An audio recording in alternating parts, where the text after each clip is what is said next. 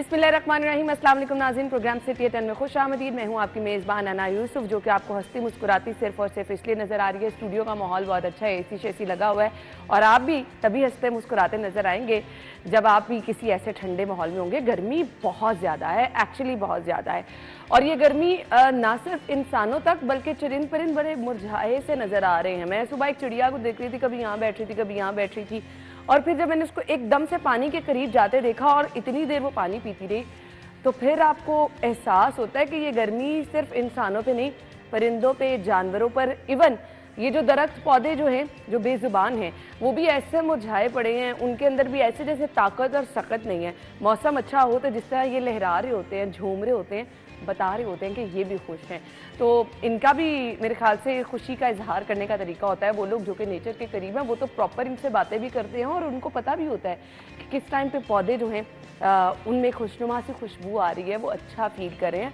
मैं बहुत सारे लोगों को जानती हूँ जो खुद काफ़ी टाइम स्पेंड करते हैं इसी तरह से अपने पौधों के साथ, परिंदों के साथ। सो अगेन गर्मी पे आ जाते हैं, गर्मी बहुत ज़्यादा है। सो आपने इस्तेमाल करना है साफ़ पानी का, पानी ज़्यादा से ज़्यादा पीजिए, डिहाइड्रेशन से बचें। और इसके साथ साथ अच्छा इकदाम ये उठाया गया, जो स्कूलों की टाइमिंग थोड़ी सी जल्दी कर दी गई।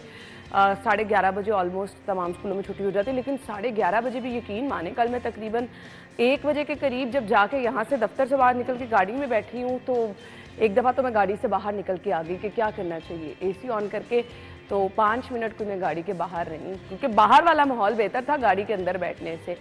तो बहुत ज़्यादा एहतियात की ज़रूरत है। एकदम से जो गाड़ी में बैठना और हम एसी ऑन कर देते, वो जो सीधी हीट मुंह पे बढ़ती है, वो भी बहुत नुकसानदेह होती है। एहतियात बहुत कीजिए। आज का हमारा 11 बजे वाला सेगमेंट जो है वो तमाम एहतियात पर ही है। गर्मी से आपने कैसे बचना है। अब ये मौसम है तो ये तो 3-4 महीने ऐसे ही चलने हैं, सिर्फ एहतियात होगी और कुछ चीज़ों का आपने ख्याल रखना है। वो हम आपसे इंशाल्लाह 11 बजे वाले सेगमेंट में डिस्कस करेंगे। जिनकी बर्थडे है उनको भी हमने 11 बजे विश करना है। हमारे सीनियर रिपोर्टर्स हमारे साथ मौजूद हैं। आमिर रज़ा खान साहब, बहुत वकास अहमद ने हमें ज्वाइन किया है। अस्सलाम वालेकुम। आमिर भाई, आपसे आगाज़ कर रहे हैं, क्यों सहाफ़ियों के साथ ये किया जा रहा है? मतलब किस चीज़ का डर है, खौफ है? क्या सहाफ़ी कुछ वाकई इनके साथ गलत कर रहे हैं जिस पे ये सब कुछ हो रहा है? बिस्मिल्लाहिर्रहमानिर्रहीम। पहली बात तो ये है कि मैं खुश हूँ जी। इसमें खुश इसलिए हूँ, हमेशा मेरे से ऑपोजिट बात करते हैं। पता नहीं आप सोच के आते हैं कि जो इसने कहना है मैंने उससे उल्टी बात। ये तो आप अभी कह रही हैं कि कल बिल पास हुआ है मेरा। अगर आप ब्लॉग पढ़ें आज से 2 हफ्ते पहले का, तो मैंने ये ब्लॉग लिखा था कि खुदारा इन झूठे यूट्यूबर्स और एक्स के यूज़र्स और ये इंस्टाग्राम, सोशल ये मैंने लिखा था, ये फेसबुक की है, मैंने नाम लिखे थे इनके। आमिर भाई, इनको रोकें और सख्त से सख्त सजा। ये अभी भी 30 लाख। साफ़ी क्या होता है मुझे एक बात बताएं।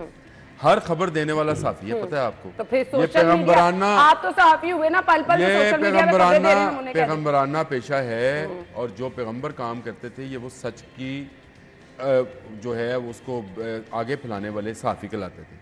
ये झूठे साफ़ी, मुझे बताएं, इससे मुझे मैं नहीं उनको साफ़ी जिनका जिक्र आपने किया ना, सोशल मीडिया। नहीं, मैं तो अखबार वाला, टीवी वाला भी, मैं तो अपने आप को भी शामिल करता हूँ इस बात में। मुझे ये सिर्फ बता दें, ये हत्या के इज्जत का ये सिर्फ 30 लाख रुपए जुर्माना है, इसमें 30 साल सजा भी होए ना, मुझे मेरी सेहत पे क्या फर्क? हाँ, जो काम सही करने वाला है उसको तो कोई फर्क नहीं जो सच बोलेगा उसको किस बात का डर है? जो सच बोलना नहीं चाहेगा, जो झूठ की सहाफत करना चाहेगा और जो झूठ फैलाना चाहेगा, उसके लिए प्रॉब्लम है। और अल्लाह करे इसमें 7 करोड़ की सजाएं भी होए। मेरे ज़हन साथ में इसके इस कज़ब बयानी पर उस तरफ गई नहीं, मैं तो सिर्फ सहाफियों तक में इस कज़ब बयानी पर सहाफी नहीं मानती। इस कज़ब बयानी नहीं, वो जिसने किसी ने स्टिंगर के तौर पे भी कभी काम किया ना किसी अखबार में, वो आज भाई बड़े जयद किस्म के यूट्यूबर्स बने फिरते हैं, जिन्होंने इलेक्शन सेल में आए थे।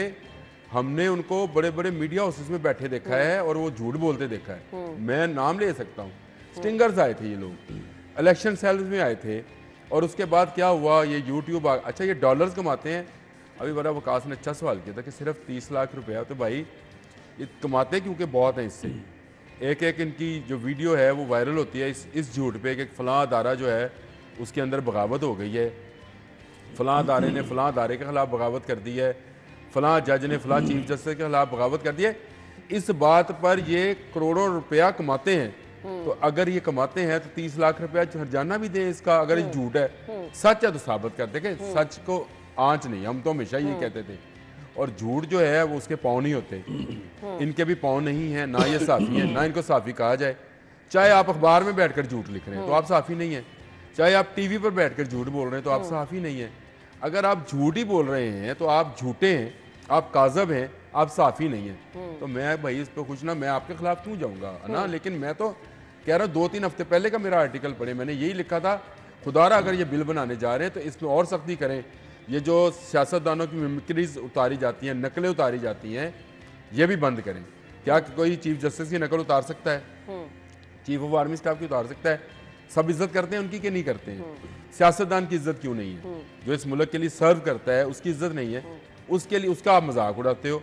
बहुत बड़े जय्यद आलम हैं वो भी सियासत करते हैं, उनका भी आप उनका हुलिया बना के उनके साथ भी मजाक उड़ाते हो। मैं तो इसके भी खिलाफ हूँ, मैं हर उस झूठ के खिलाफ हूँ जो फैलाया जाता है, और ये क़यामत की निशानियों में से एक निशानी है। वकास। अच्छा, आमिर भाई हमारे बड़े मुहतरम हैं और हम इनसे बहुत कुछ सीखते भी हैं, लेकिन कुछ पॉइंट्स पर इनसे इख्तलाफ का भी हमारा भी हक़ है।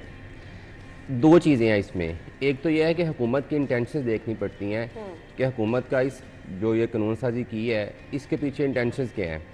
आमिर भी ने भी बात की कि जो झूठ फैलाते हैं, इसमें उन्होंने सिर्फ टारगेट सोशल मीडिया को नहीं किया, उसमें लिखा हुआ है कि तमाम मीडिया। पहली बात यह है कि मीडिया को, इलेक्ट्रॉनिक मीडिया को, प्रिंट मीडिया को रेगुलेट करने के लिए ऑलरेडी आपके पास कैमरा की सूरत में या बाकी पंजाब के जो कवानीन है वो मौजूद हैं। आप कहते हैं कि जी प्रोपेगेंडा किया जाता है, भाई प्रोपेगेंडा की सलाह क्या है? सबसे बड़ा प्रोपेगेंडा नहीं, सबसे बड़े झूठे तो ये हमारे अवामी नुमाइंदे हैं। ठीक है, ये असेंबलियों में मुकद्दस ईवानों में बैठ के झूठ बोलते हैं, एक दूसरे की किरदार कशी करते हैं, जो अवाम के साथ मैंडेट वादे लेके करते हैं वो वहाँ से मुकरते हैं। सबसे ज़्यादा झूठे तो ये हैं, इनको करना चाहिए जो प्रोपेगेंडा करते हैं एक दूसरे के खिलाफ। दूसरी बात ये है, आप अच्छा काम करें ना, पूरी दुनिया में आमिर रज़ा, अगर एक आमिर रज़ा है एक आम शहरी, तो इसकी इज्जत पे मैं या इसके किरदार पे, इसके लिबास पे मैं अगर कोई कमेंट करूंगा तो इसका राइट है कि वो मेरे खिलाफ डेफमेशन कर सकता है। लेकिन आमिर रज़ा पब्लिक रिप्रेजेंटेटिव बन जाएगा तो ये पब्लिक प्रॉपर्टी के ज़िम्मे में आता है, और मुझे पूरी दुनिया में ये राइट होता है कि अवाम आमिर रज़ा के पहनावे से लेकर खाने पीने लाइफस्टाइल तक बात कर सकती है। इन्होंने कहा जी मिमिक्री करते हैं, भाई मिमिक्री इसलिए करते हैं कि वो काम करें, पब्लिक नुमाइंदे है ना, पब्लिक के वोट है, वो पब्लिक वोट है, अच्छी बात है, पब्लिक वोट है ना। अच्छी बात। आप कहते हैं कि जी इनको कहते हैं जी देखें जी एक बंदे ने मेरी अजीब अच्छा, वैसे आप दोनों की राय अपनी है, आप दोनों इस मामले में सीरियस हो गए हैं। मुझे लगता है कि वो तो कुछ मजाकिया प्रोग्राम इस तरह से बनाया जाता है आवाम के एंटरटेनमेंट के लिए, और आवाम इसलिए एंटरटेन होती है किसी की नकल उतारी जाती है, तो फिर आवाम को एंटरटेन नहीं होना चाहिए। पहली बात तो ये जो मना है, चीज़ मना है, उसको आप जो मर्जी कहीं नकलें उतारना मना है।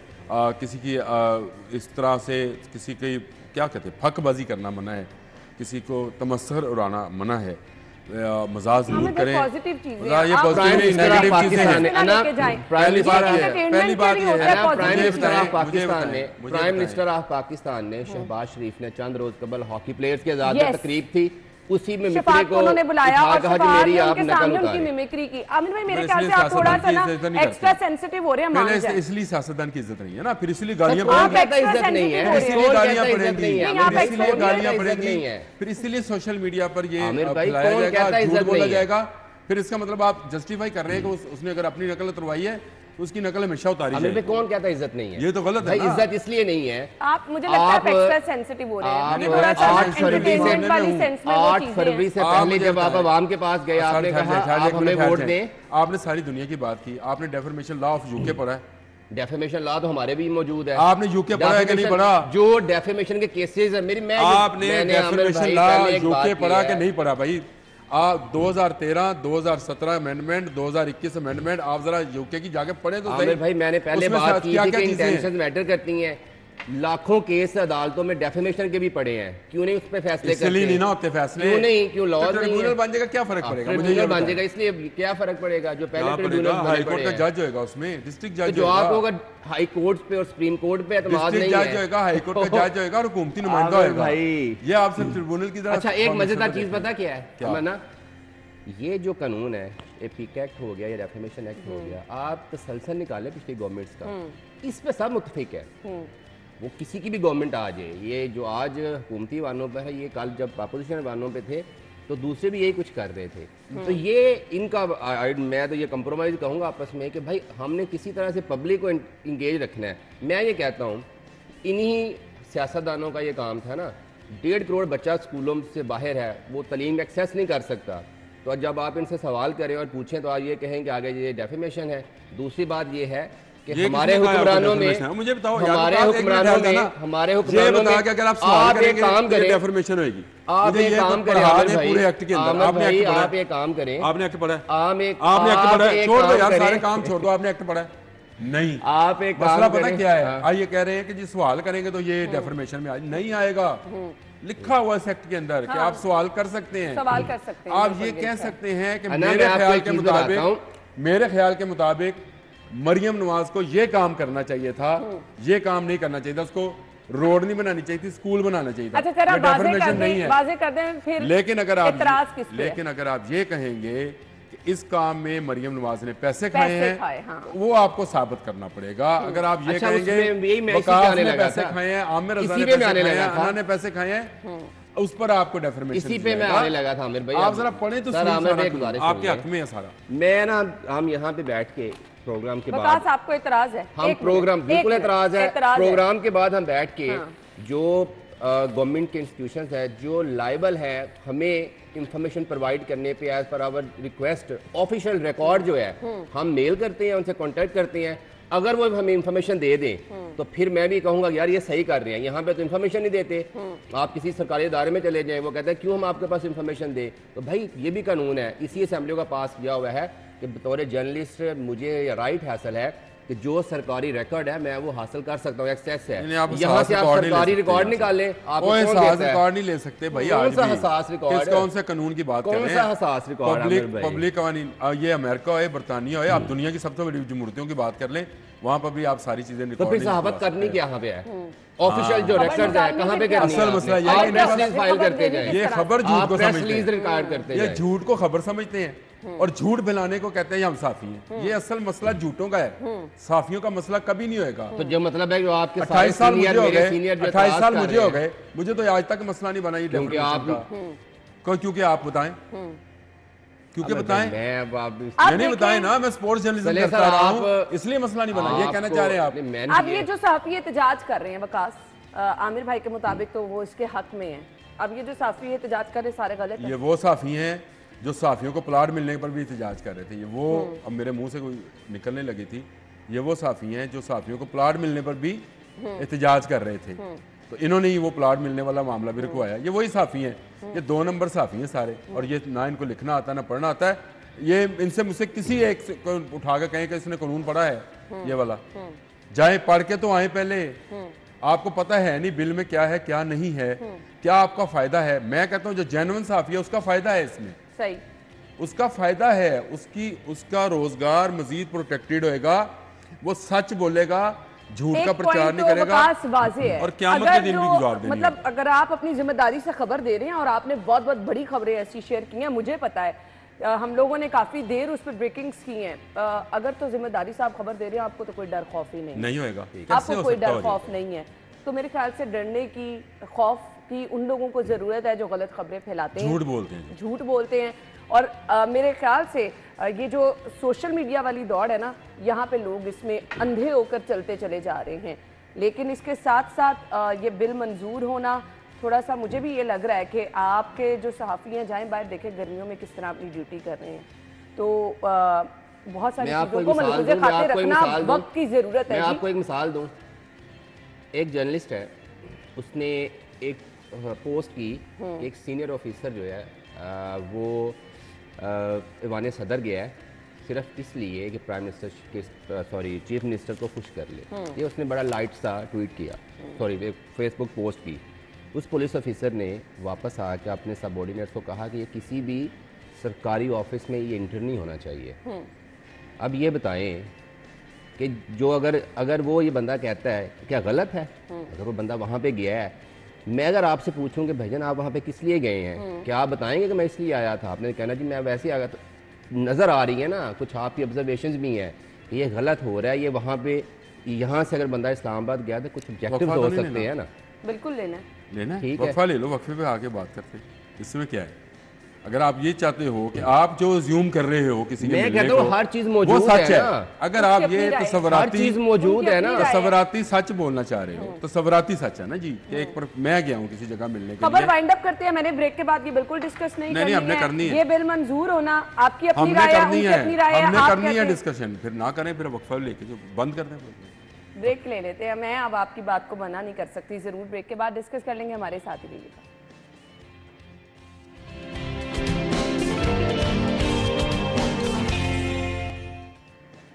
Welcome back. और शहर का बहुत बड़ा मसला जिसका हल निकाला गया है, चॉकिंग पॉइंट्स के लिए रिस्पांस यूनिट कायम की गई है। ट्रैफिक जैम का तो वकास मुमकिन हो सकेगा। नहीं, वकास से पहले वो मेरा- उसी खबर पे भाई ठहर आमिर जाइए, भाई, एक प्लीज। मिनट, एक मिनट ठहर जाए, मैं जाने आमिर नहीं भाई, लगा प्लीज। खबर पे। मैं अहम ये कहने खबर है लगा, मैं ये कहने लगा वक्फे के दौरान हम दोनों इस बात पे एग्री हुए कि इसका कानून का जो इतलाक है वो अगर ईमानदाराना तरीके से किया जाए तो सारे साफियों के लिए बेहतर है। तो अच्छी बात है ना, आप लोग अग्री हो गए हैं। और मेरे ख्याल बेईमानी होगी तो फिर से इसमें मेरे ख्याल से ये जिस तरह से, जिस पॉइंट से आमिर भाई ने बात की कि उन लोगों को डर होना चाहिए जो खराब काम कर रहे हैं, तो बात वहीं पे ख़त्म कर देते हैं।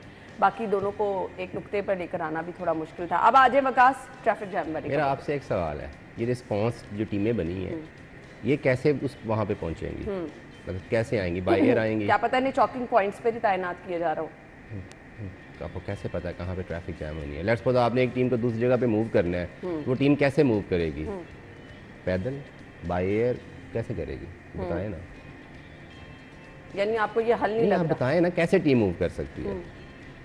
नहीं, तो क्या ये प्लान नहीं है कि ये जो चॉकिंग पॉइंट्स ना, यहाँ पर ये मैं आपको एक extra- चीज़ बता दूं, आज कल परसों अल्टरनेटली आपको आउट ऑफ द बॉक्स जाके ट्रैफिक का सलूशन लेना पड़ना है। ये ना तो कोई हल है, ये सिर्फ ये है कि ये बताने के लिए कि हम ये कर रहे हैं, हमने ये Solution कर तो फिर दिया। सब लोग एक ही कहते हैं कि आप पब्लिक ट्रांसपोर्ट बढ़ा दें, गाड़ियों का बोझ आप कम हो अभी जाए। देखें ये प्रोजेक्ट जो है ना, अल्टरनेटिव हल तो ये है, लेकिन अभी आप ये नहीं कर सकते। लेकिन कुछ है जो स्टेप आप इमीडिएटली कर सकते हैं, वो ये है कि आपने ट्रैफिक लोड को मैनेज करना है। लेट्स सपोज पूरे इंडस्ट्रियल स्टेट में और ये मॉडल टाउन लिंक रोड पे या इससे हमदर्द चौक वाले रोड पे 5 बजे छुट्टी हो जाती है, ठीक है, तो यार आप इनसे रिक्वेस्ट कर लें, बैठे इनके साथ, इनसे रिक्वेस्ट कर लें कि आधी फैक्ट्री आधा घंटा पहले कर ले, आधी बाद में कर लें।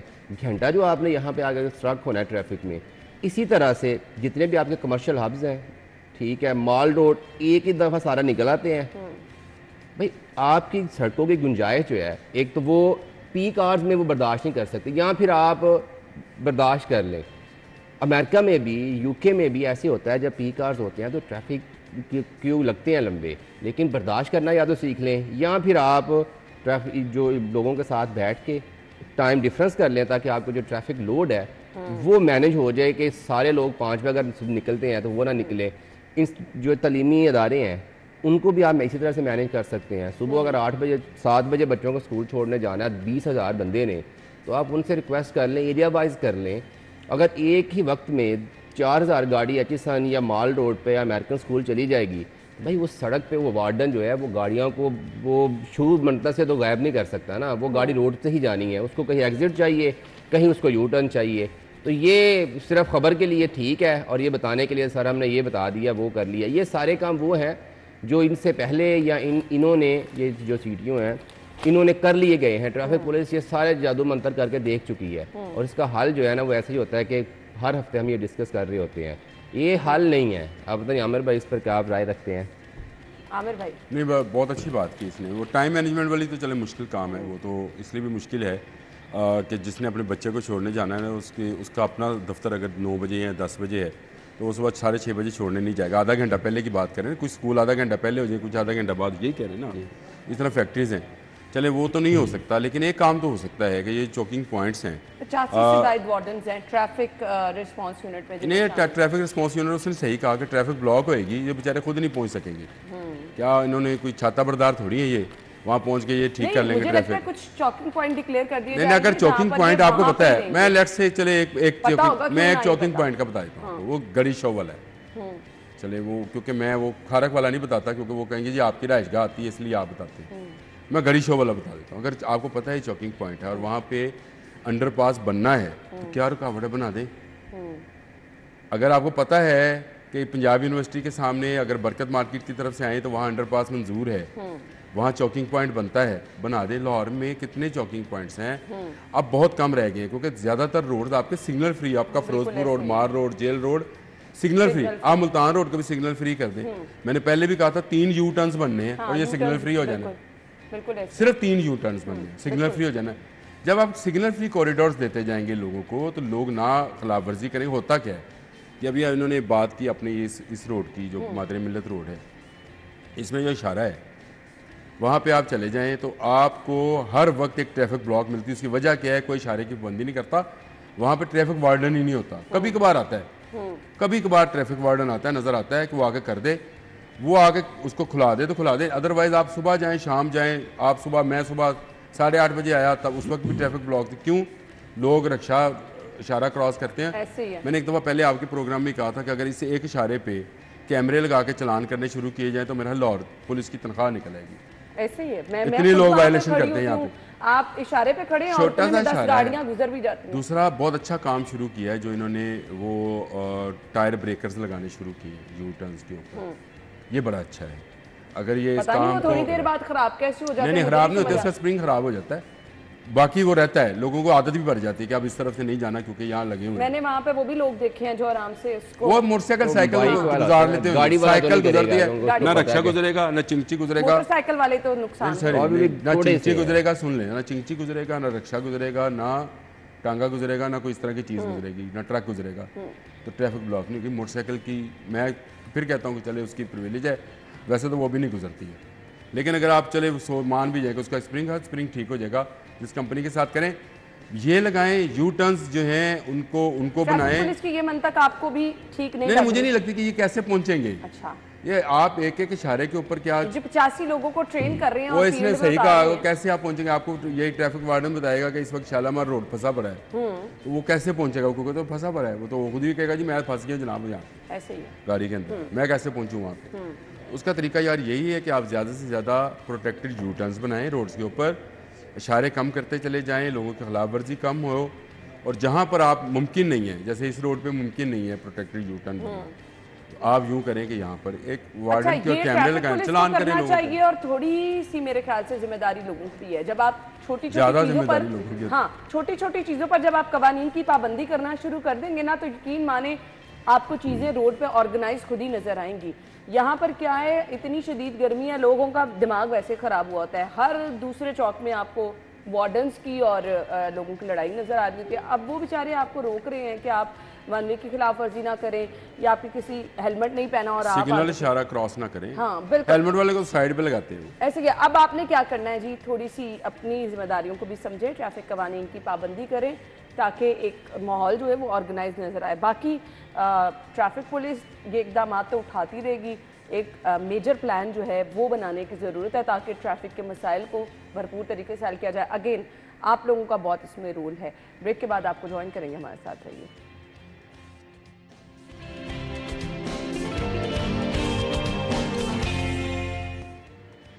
Welcome back. शहर में गर्मी बढ़ती चली जा रही है, लोड शेडिंग में इजाफा होता चला जा रहा है और इसके बाद जी यूपीएस की कीमतें बढ़ रही हैं। आमिर भाई देखें, ये तो बढ़ेंगी और कीमतें जिस तरह से लोड शेडिंग होती है और जिस तरह से हमारी इक्विपमेंट पुराने हैं जिस पे बिजली चलाई जा रही है, जैसे एक दिन पहले ही आपको पता है सब्ज़ाजार के करीब जो ब्लास्ट हुआ और उसके बाद कितने घंटों बिजली नहीं है। लोगों के पास अगर यूपीएस होएगा तो वो इस्तेमाल कर सकेंगे बेचारे। मेरा ख्याल है उन मारों के लिए जो कि सोलर नहीं लगवा सकते, उन गरीबों के लिए यूपीएस महंगा कर दिया गया है। इस पर भी कोई नज़र करम होए, कोई गवर्नमेंट तो है जो इसको भी चेक करे, कोई इसकी चेक एंड बैलेंस बनाए कि भाई यूपीएस की कीमतें कहाँ तक जा सकती हैं, बैटरीज की कीमतें कहाँ तक जा सकती हैं, कितनी बढ़ाई जा सकती है कितनी नहीं। इसमें जो कसाद बाजारी और चोर बाजारी है इसको भी रोकना ज़रूरी है। बिल्कुल ऐसे ही है। वकास देखें, ये तो गर्मियों में है होना है और अफसोस मुझे इस बात पे भी हो रहा है कि लास्ट प्रोग्राम में हमने डिस्कस किया था सोलर के गवर्नमेंट पॉलिसी जो सोलर के हवाले से लेके आ रही है। तो बेसिकली आपको उनकी हौसला अफजाई करनी चाहिए कि लोग सोलर पे आएँ। अल्टरनेटली आपके पास वही सोल्यूशन है।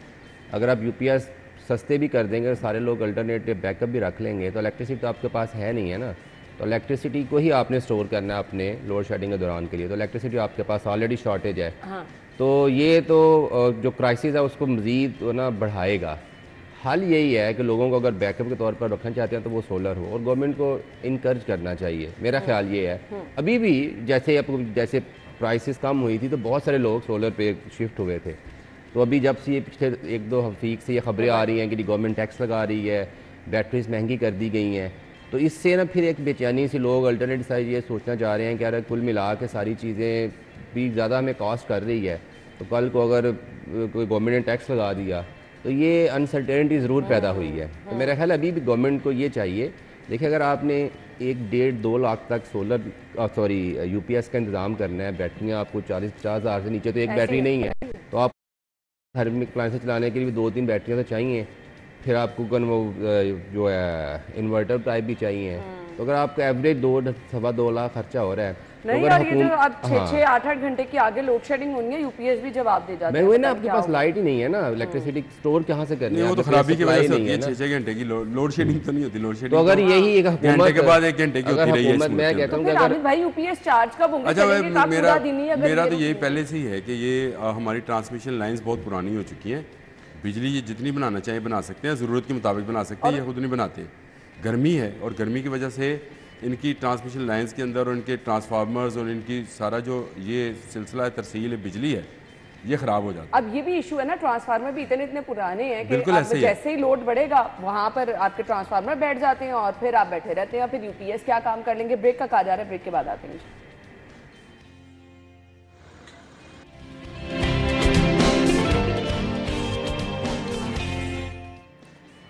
Welcome back. खबर है जी चिल्ड्रन हॉस्पिटल से, एसी खराब, मरीज के लवाहिकीन का 2 डॉक्टर्स पर तशद्दुद। मरीज के लवाहिकीन ने डॉक्टर्स को तशद्दुद का निशाना बनाया। आमिर भाई आपके तरफ आ रहे हैं। ये मेरा नहीं ख्याल, दोनों तरफ से कुछ ना कुछ होगा और इसी वजह से अच्छा, वो हुआ है। पेशेंट मरीज जो भी होता है ना, उसके साथ जो लोग होते हैं बड़े एक्स्ट्रा सेंसिटिव होते हैं और इतने ज़्यादा रश में डॉक्टर्स के अपने मसाइल होते हैं, तसल्ली से बात सुनने को कोई तैयार नहीं होता। बात आप समझे, एक तो रश है, दूसरा गर्मी है।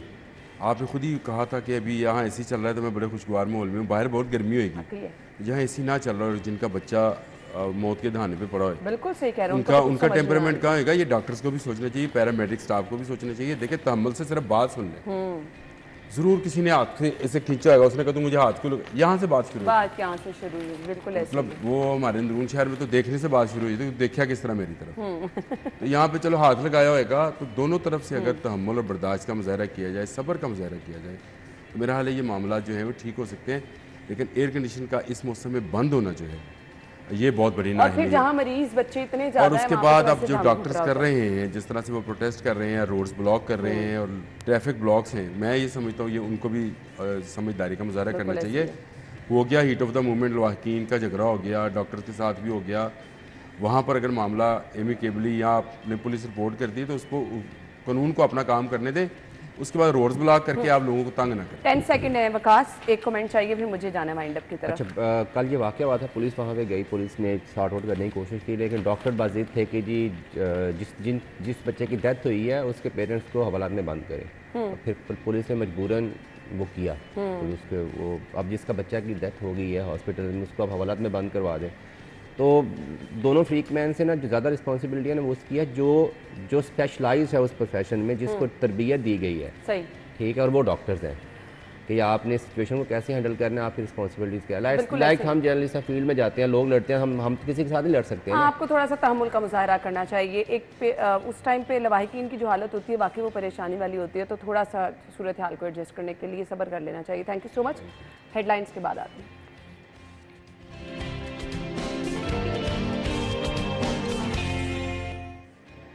Welcome back once again. शदीद गर्मी है और हिम्मत है उन लोगों की जो कि इस टाइम फील्ड में रह के काम कर रहे हैं। वो तमाम मजदूर जो कि मजदूरी कर रहे हैं, वो तमाम लोग जो कि मैं जगह जगह पे देख रही हूँ, रेडियाँ लगी हुई हैं, लोग अपने काम के लिए बाहर मौजूद हैं, मजदूर अपनी मजदूरी के लिए मौजूद हैं। आप वैसे रोड पे गुजर रहे हो तो यकीन माने गुजरना मुहाल हो गया है। सो बहुत ज़्यादा एहतियात कीजिए। बाहर निकलने वाले जितने भी लोग हैं अपना सर ढांप के निकलें, बहुत ज़्यादा ज़रूरी है एहतियात करना। और ख़ास तौर पे स्टूडेंट्स के लिए ज़रूरी है कि यूनिवर्सिटीज़ कॉलेजेस क्योंकि खुली जगह होती हैं, तो डायरेक्ट जब आपके फेस पे धूप पड़ती है तो सनबर्न होता है। हीट वेव का जो है वो ऐलान किया गया है, तो ये बहुत ज़्यादा ख़तरनाक है। वैसे तो सेहत के लिए है और ओवरऑल अगर देखें तो स्किन के जितने भी एक्सपोज हिस्से होते हैं, हाथ, फेस कोशिश कीजिए सॉक्स पहने, ग्लव्स का इस्तेमाल करें। अगर आपका एक्सपोजर ज़्यादा टाइम बाहर का है तो ये चीज़ें बहुत ज़्यादा ज़रूरी हैं। तो सबसे पहले हमने जी मौसम की सूरत हाल डिस्कस करनी है, तो देख लेते हैं आज का मैक्सिमम टेम्परेचर, आज का मौसम टुडेज़ वेदर में।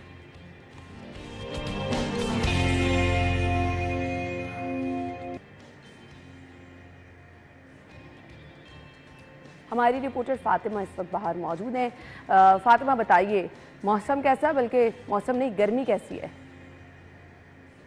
शहर लाहौर के मौसम के हवाले से बात करें तो गर्मी हर तरफ छाई हुई है। सूरज जो है वो आग बरसा रहा है। छाँवदार जगह जो है उसकी तलाश में ना सिर्फ शहरी बल्कि चरिंद परिंद भी हैं और फूल पौधे भी मुरझाते गए हैं। इस कदर जो है सूरज सवा नेज़े पर आ गया है। दर्जा हरारत के हवाले से बात कर लेते हैं तो इतनी गर्मी में दर्जा हरारत बढ़ ही सकता है और बढ़ता ही चला जा रहा है। 37 डिग्री सेंटीग्रेड रिकॉर्ड किया जा रहा है, लेकिन महसूस 38 डिग्री सेंटीग्रेड तक है। ज़्यादा से ज़्यादा ना ये दर्जा हरारत 44 डिग्री सेंटीग्रेड तक जाने के इम्कानात है, लेकिन महसूस जो है ये 48 डिग्री सेंटीग्रेड तक किया जाएगा, यानी कि इसमें शहरियों के पसीने छूट जाएंगे। इस कदर गर्मी की शिद्दत जो है वो महसूस की जाएगी। हवा में नमी का तनासब 34% है और हवाएं इस वक्त 5 किलोमीटर फी घंटा की रफ्तार से चल रही है। हवाओं की बात करें तो हवाएं भी लू की शक्ल में चल रही हैं, जो कि बहुत ज़्यादा गर्म हवाएं हैं, जिसके पेश नज़र माहिरीन का ये कहना है कि शहरी ज़्यादा से ज़्यादा एहतियात बरतें, क्योंकि सूरज की ख़तरनाक शुआएं जो हैं ये तरह तरह की बीमारियाँ भी जन्म ले रही हैं। इसकी वजह से शहर में जिस पर एहतियाती तदाबीर पर अमल करना बहुत ज़्यादा ज़रूरी है, ताकि किसी भी किस्म के सेहत के नुकसान से बचा जा सके। जहाँ पे गर्मी शिद्दत अख्तियार कर रही है वहाँ फ़िज़ाई आलूदगी के हवाले से बात करें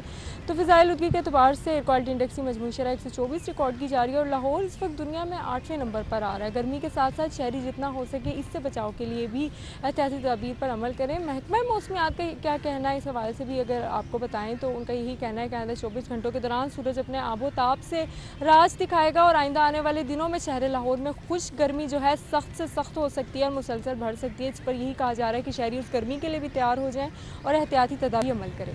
आबोताब पे और जोबन पे ही रहना है अब सूरज ने, और हमें करनी है एहतियात और हमें करना है बर्दाश्त सूरज का ये गुस्सा और सूरज की शदीद गर्मी। आप सब लोग मोहतात रहें। अच्छा जी, अब इसी के पेश नज़र गुज़श्ता रोज़ फैसला ये किया गया था, बल्कि नोटिफिकेशन जारी कर दिया गया था कि हीट वेव के पेश नज़र तमाम स्कूलों में जो है वो 25 से 31 मई तक छुट्टियों का ऐलान किया गया है। उसके आगे तो गर्मियों की छुट्टियों का ऐलान कर ही दिया गया है, लेकिन ये हीट वेव के पेश नज़र जो है छुट्टियों का ऐलान किया गया है। ज़ाहिरी बात है अब जब जिन लोगों ने गर्मी में बाहर निकलना है, ख़ास तौर पे बच्चों ने, पेरेंट्स हैं जिन्होंने स्कूल वगैरह बच्चों को छोड़ने जाना है, तो उनके लिए तो मुश्किल है ही है। माहिरीन की राय भी यही है कि बच्चों के लिए बहुत ज़्यादा मोहतात रहने का ये वक्त होता है। गर्मी क्योंकि बहुत ज़्यादा शदीद है, टेम्परेचर अभी से ही हम देख रहे हैं दिन के टाइम इतना है तो दोपहर में जो है वो ज़्यादा टेम्परेचर बढ़ जाता है।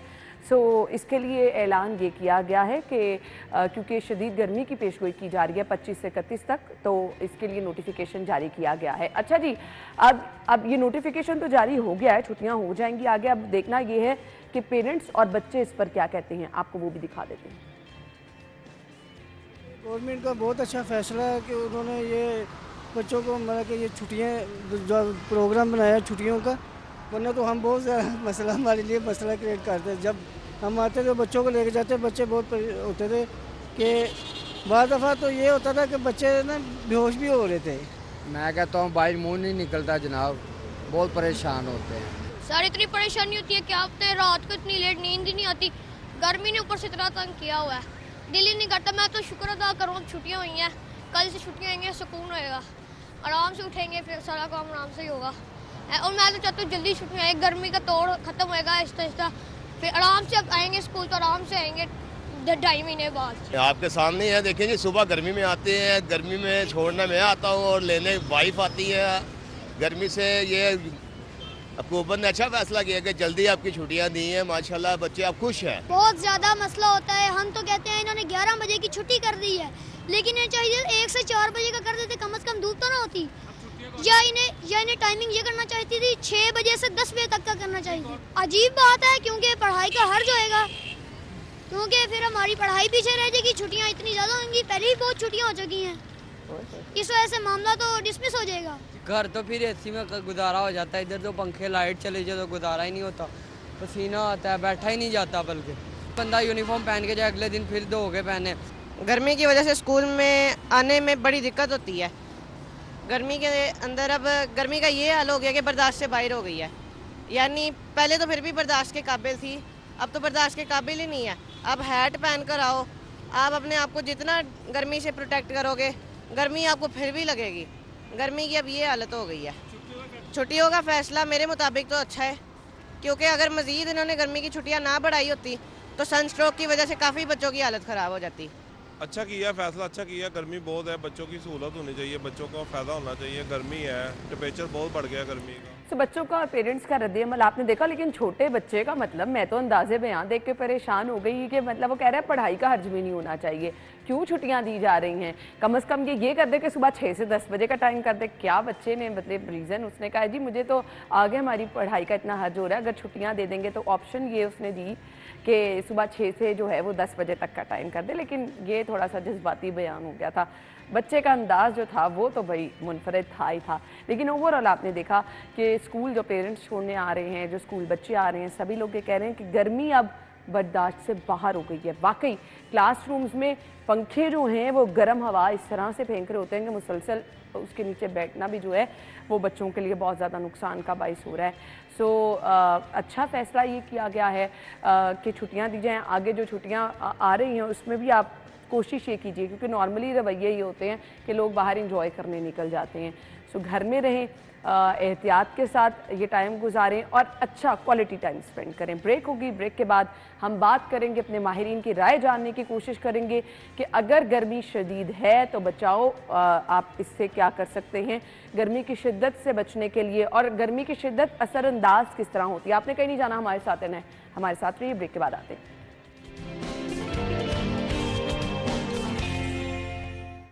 Welcome back once again. Programme के इस हिस्से में क्योंकि हम टाइम जो है वो बड़ा स्पेशल निकालते हैं और मुझे लगता है कि इतना अहम टॉपिक है कि इस पर बात करनी बहुत ज़्यादा ज़रूरी है आगे, क्योंकि गर्मी बहुत ज़्यादा बढ़ रही है। शदीद गर्मी में एहतियात क्या है, ये शदीद गर्मी असरअंदाज किस तरह से हो सकती है, आपने क्या क्या एहतियात करनी है और किन किन सूरतों में आपने फौरी तौर पर डॉक्टर से रुजू करना है।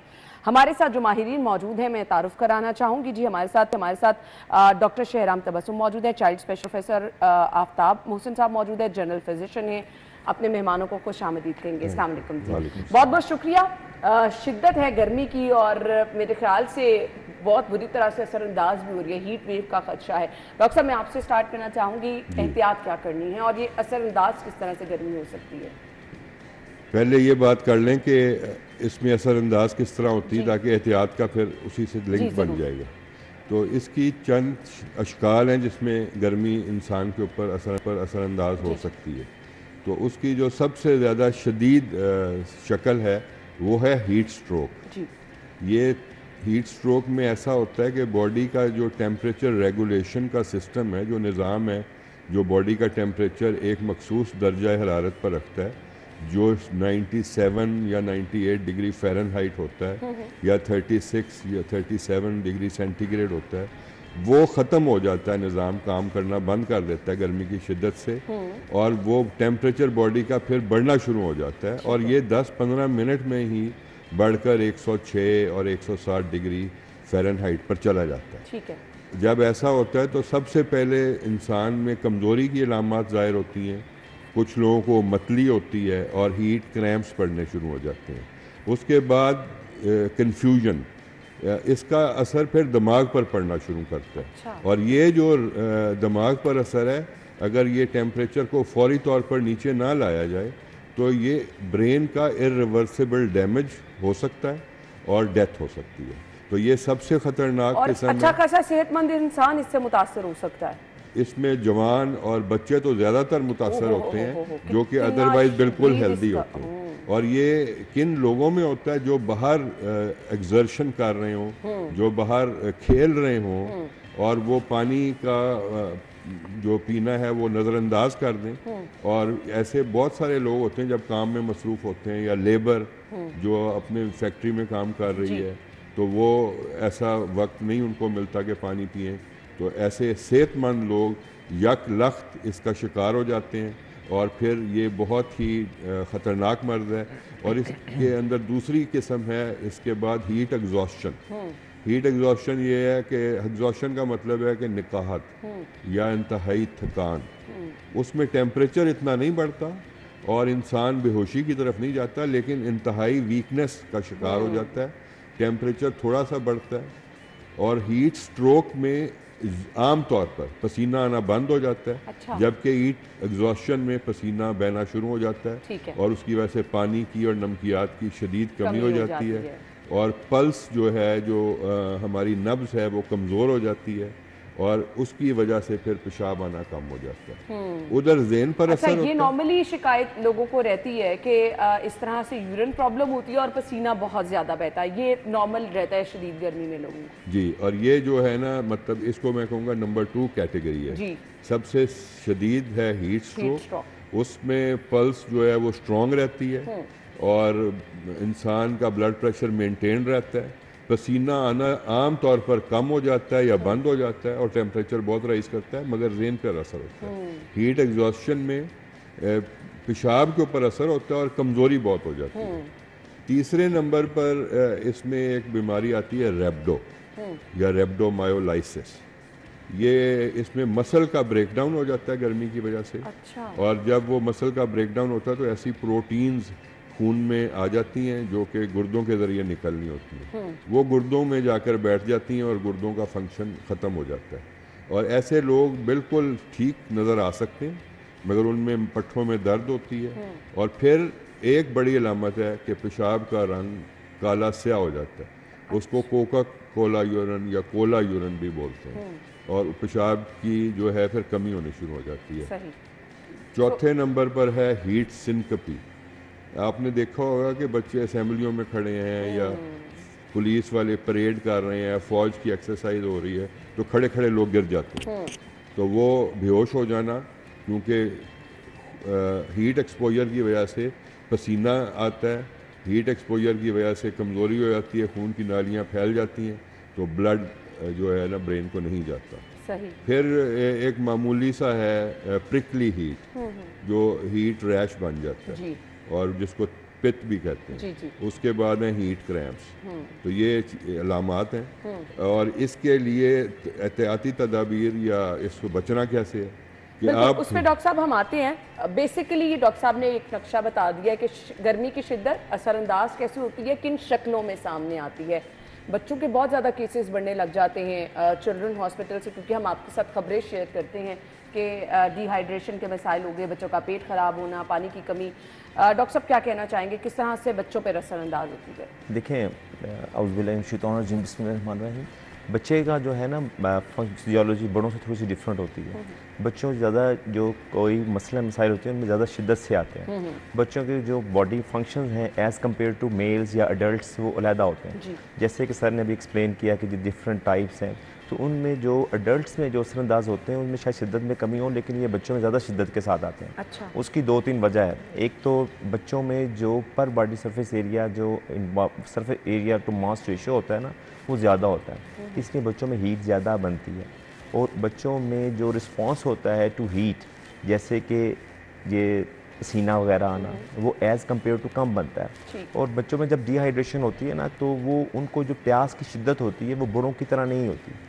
उनकी वो प्यास की शिद्दत एज़ कम्पेयर टू बड़ों के कम होती है, जिसकी वजह से उनमें डिहाइड्रेशन के चांसेस ज़्यादा हो जाते हैं। ठीक है। और इसकी वजह से बच्चे जो होते हैं वो ज़्यादा प्रोन टू होते हैं हीट स्ट्रोक, जिस तरह सर ने डिफरेंट टाइप्स बताई। बेसिकली ये आलमोस्ट इसी तरह के ही सिम्टम्स बच्चों में होते हैं। बेसिकली जो हीट स्ट्रोक होता है उसमें ब्रेन की इन्वॉल्वमेंट हो जाती है, ज़्यादा बच्चे बेहोश हो जाते हैं, फिट्स के साथ हो सकते हैं। और जो हीट एग्जॉस्शन है उसमें इन्वॉल्वमेंट तो ब्रेन की होती है लेकिन इतनी ज़्यादा नहीं होती, जिसमें कन्फ्यूजन, जिस तरह सर ने ये बताया, ये चीज़ें होती हैं।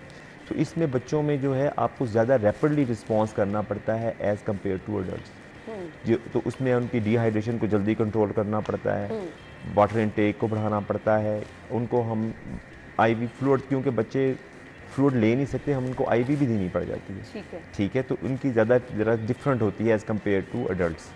ठीक है। तो ये मसले मसाइल होते हैं। ठीक है। अब गर्मी की शिद्दत से बचने के लिए डॉक्टर साहब करना क्या है, एहतियात क्या है? एहतियात तो सिंपल है कि धूप में ज़्यादा देर के लिए मत जाएं। ठीक है। और जाना अगर ज़रूरी है तो फिर कपड़े जो हैं खुले पहने और टाइट ना हो कपड़े। ठीक है। और डार्क कलर के ना हो और अपने पास पानी की बोतल रखें और पानी पीते रहें। और एक चीज़ होती है कि आप अपने वेदर से मानूस हो जाते हैं, जिसको इंग्लिश में एक्लेमेटाइजेशन कहते हैं। ये भी बच्चों में कम होती है, वो मानूस नहीं हो पाते। और वो जैसे डॉक्टर साहब ने बहुत राइटली फरमाया कि वो उनको प्यास का भी नहीं अंदाज़ा होता और उनको गर्मी की शिद्दत का भी नहीं अंदाज़ा होता, वो जोशीले बहुत होते हैं। हाँ, तो हीट स्ट्रोक ख़ास तौर पर जो कि फेटल बीमारी है, ये बच्चों में ज़्यादा होती है। और हीट एग्जॉस्शन जो है ये आम तौर पर एल्डरली और हाइपरटेंशन, जो लोग ब्लड प्रेशर के शिकार हैं और मगर बेशक दवाइयाँ ले रहे हैं, हीट एग्जॉस्शन उनमें ज़्यादा होती है। हीट स्ट्रोक बाहर वाले लोगों में होती है जो बाहर खेलते हैं। हीट एग्जॉस्शन तब होती है जब हब्स हो और आप अंदर बंद जगह पे काम कर रहे हो, तो ये मर्दों में और औरतों में ज़्यादा होती है कंपेयर टू दैट। शेड में आना ज़रूरी है थोड़ी थोड़ी देर के बाद। पानी को पीते रहना चाहिए। अगर टोपी रखें, क्योंकि सबसे ज़्यादा हीट अब्जॉर्ब सर से हो रही होती है, तो अपने आप को सर को ढांपें और या फिर अम्ब्रेला लें, छतरी लें, छाता लें और अपने आप को बचाएं और पानी पीते रहें। उसमें थोड़ा नमक होना चाहिए। एक और बात ज़रूरी है, ये जो शरबत हैं और कोल्ड ड्रिंक्स हैं, ये डिहाइड्रेशन करती हैं। ठीक है। ये पानी को जिस्म से निकालती हैं। हमें नॉर्मली बाहर कहीं होते हैं तो प्यास लगती है, जगह जगह आपको ठेले शरबत के नज़र आ रहे होते हैं, या आप कोई भी ड्रिंक ऐसी ले लेते हैं। गर्मी का तोड़ सिर्फ और सिर्फ जो है वो पानी है। अगर आपने शदीद प्यास की सूरत में पानी का ऑल्टरनेट, पानी का मुतबादिल कुछ नहीं है, डॉक्टर साहब करना क्या? बच्चों को बार बार क्या घर पानी पिलाते हैं, ये प्रैक्टिस करनी है? देखें, एक तो बच्चों की अवेयरनेस है, माँ बाप को अवेयरनेस होनी चाहिए। बच्चे क्योंकि डिपेंडेंट होते हैं माँ बाप पे, तो माँ बाप अवेयर करें, टीचर्स अवेयर करें बच्चों को कि जिस तरह स्कूल अभी तक खुले हैं तो बच्चों को आउटसाइड खेलने से रोकें, उनको अवॉइड करें, ज़्यादा हीट की तरफ ना जाने दें। ठीक है। और बेसिकली ये जो होता है ना चीज़ें कि बच्चे, जो सर ने कहा है कि पानी वगैरह, बच्चे एक है ORS, दैट इज़ ईजीली, और इसकी नॉलेज बहुत ज़्यादा है। ठीक है। तो वो एक सब्स्टिट्यूट होता है कि जिसमें आपके इलेक्ट्रोलाइट्स, क्योंकि इलेक्ट्रोलाइट्स लॉस होते हैं, तो बच्चों में ORS दे सकते हैं। और उनकी अच्छा, नॉर्मली भी अगर हम बच्चों में शदीद गर्मी है तो पानी की जगह दिन में 1-2 दफ़ा ORS दे दे तो नुकसान तो नहीं? नुकसान नहीं होता, लेकिन ये मसला, ये हम इस ख़ास रेफरेंस से बात कर रहे हैं कि बच्चों में जब बहुत ज़्यादा खेलते हैं, बहुत ज़्यादा, जिस तरह आप देते हैं स्पोर्ट्स के फ्लूइड्स होते हैं स्पेशल, उसमें इलेक्ट्रोलाइट्स होते हैं, नमकियात होते हैं ख़ास मिकदार में। तो ORS बेसिकली इसलिए मैं रिकमेंड कर रहा हूँ या बता रहा हूँ कि इनकी 9 लोगों में बहुत ज़्यादा है, तो इजी टू बनाना भी इजी है, उसको इजीली टेक करना भी बहुत ज़्यादा ज़रूरी है। और इसके अलावा ना ये सबमर्ज, हम तो बच्चों में ये कहते हैं कि बहुत ज़्यादा अगर हीट हो तो उनको सबमर्ज करें, नहलाएं, बार बार नहलाएं, लूज़ कपड़े पहने और बच्चों को बाहर जाने से रोकें जितना आप, क्योंकि बच्चों को आप नहीं रोक सकते। बाज़ औक़ात वो जब भागते हैं, दौड़ते हैं, तो आप उनको कंट्रोल नहीं कर सकते। तो उनका ज़्यादातर माँ बाप पे ज़्यादा आता है कि माँ बाप को ही समझाया जाए, उनकी गाइडेंस की जाए, उनको बताया जाए कि जी आप बच्चों को वाटर इनटेक किस तरह करें और ये चीज़ें इस तरह बनें। बिल्कुल ऐसे ही है। सो हम गुफ्तगू का सिलसिला आगे बढ़ाएंगे, इसकी शिद्दत किस तरह से असरअंदाज होती है इस पर बात करेंगे, और फिर हम जो इतनी शदीद गर्मी में बाहर से खाने खा लेते हैं, पेट ख़राब होने के वाक़यात भी बहुत ज़्यादा रूनुमा होते हैं, इस पर भी बात करेंगे। ब्रेक का कहा जा रहा है, ज्वाइन करेंगे ब्रेक के बाद।